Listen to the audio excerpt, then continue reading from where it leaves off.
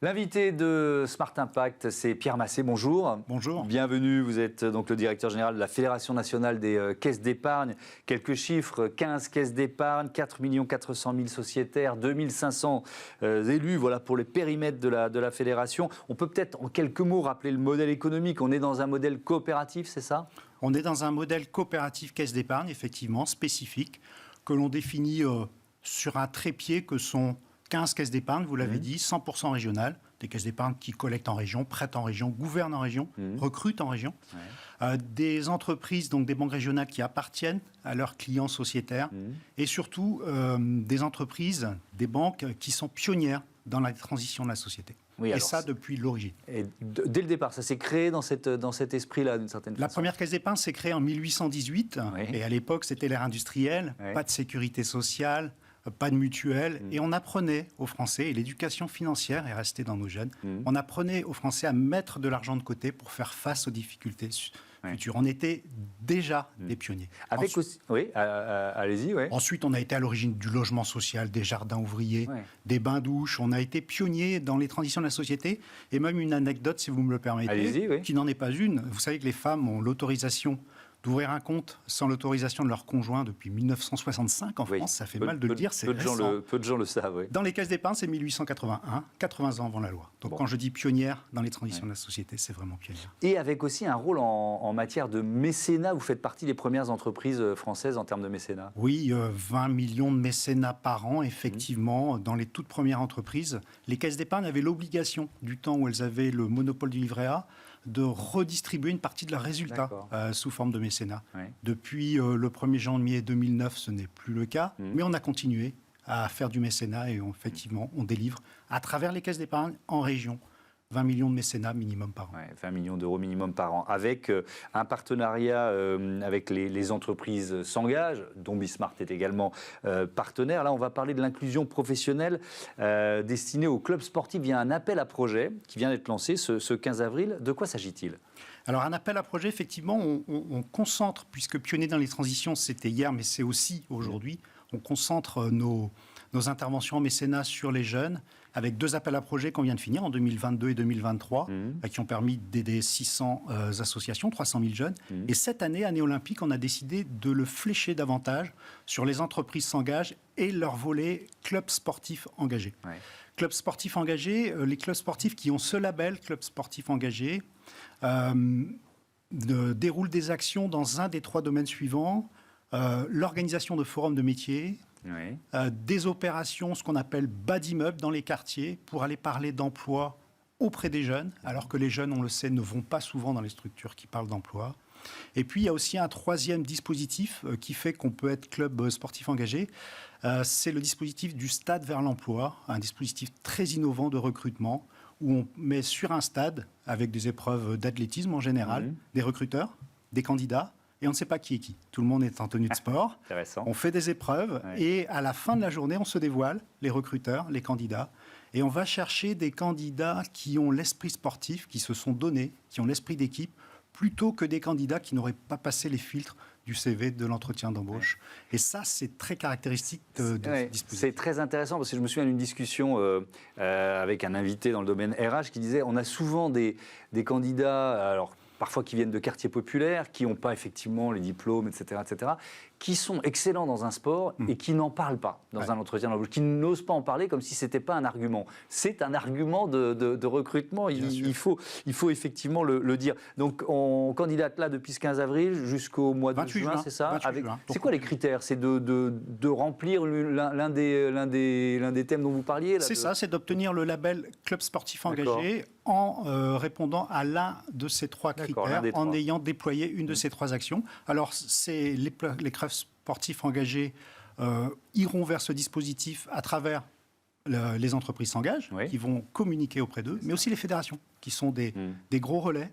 La plupart des fédérations sportives vont communiquer auprès des clubs sportifs autour du dispositif. Et nous, on espère aussi, avec notre appel à projet, au niveau des caisses d'épargne, aider à promouvoir le dispositif. La Caisse d'épargne qui est également partenaire premium des Jeux Olympiques et Paralympiques. Et dans ce cadre-là, vous avez créé, c'était 2022, je crois, le Pacte Utile. De quoi s'agit-il ? Alors, le Pacte Utile, c'est dans le cadre, effectivement, des Jeux Olympiques et Paralympiques Paris 2024, c'est d'être utile sur 3 secteurs, utile aux athlètes, utile à la société, utile au territoire. Peut-être des exemples. Utile aux athlètes, on soutient financièrement et matériellement 70 athlètes, olympiques et paralympiques. Chaque caisse d'épargne a un team, une équipe d'athlètes qui soutiennent financièrement jusqu'au JO et on espère avec des grandes chances de médailles. Avec des médailles, utile aux athlètes. Utile au territoire, on a financé la construction de 119 terrains de basket 3-3 partout en France pour faciliter l'accès au sport à tous et particulièrement dans les quartiers. Basket 3-3, pour ceux qui ne sont pas férus de sport, c'est 3 contre 3, tout simplement. Hein. Au lieu de 5 contre 5. C'est pas la taille du terrain. Et sur un seul panier.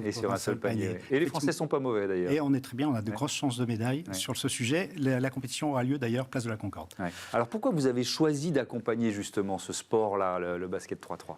Vous savez, le groupe BPCE est sponsor premium des Jeux Olympiques et Paralympiques et avec les banques populaires qui sont l'autre marque du groupe BPCE, on s'est un petit peu réparti les sports, on est complémentaires.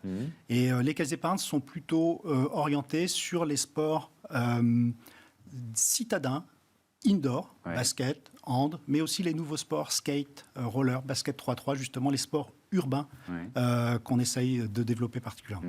Et vous êtes en partenariat avec la Fédération de basket. Comment ça se passe quand une grande structure comme la vôtre décide finalement de s'engager sur un sport particulier ? Oui, on est partenaire des fédérations basket et hand pour les caisses d'épargne. Il faut noter d'ailleurs que pour le hand, on est partenaire de la fédération, mais aussi des équipes de France. C'est d'ailleurs pareil pour le basket. Une petite caractéristique pour le hand, les dotations sont strictement les mêmes entre les hommes et les femmes. Et ça nous tient beaucoup à cœur. C'est pas vrai dans tous les sports. C'est pas vrai dans tous les sports. Les dotations des sponsors, mais aussi les dotations des fédérations en hand sont les mêmes pour les hommes et les femmes. Résultat des courses, on est champion du monde et champion olympique dans les 2 disciplines. C'est peut-être... c'est QFD. C'est QFD, c'est peut-être une explication. Est-ce qu'il y a une dimension... Bon, on est dans le sport, effectivement, urbain, citadin. Il y a un certain nombre de codes. Ces terrains de basket 3-3, il y a des partenariats avec des artistes. Certains sont peints par des artistes. Vous êtes allé aussi dans cette direction-là ? On est allé assez dans cette partie inclusion dans les cités pour vraiment l'intégration des jeunes. On a des partenariats à ce niveau-là. Peut-être aussi un exemple de ce qu'on fait au niveau des Jeux Olympiques. Vous savez qu'on est aussi partenaire du Relais de la Flamme. Et donc les jeunes des cités, à travers la détection sur les terrains de basket, on en a à mariner, si je puis dire, 360 sur le Belém. Chaque caisse d'épargne a envoyé des équipes sur le Belém. Le navire qui appartient à la fondation Caisse d'épargne Belém.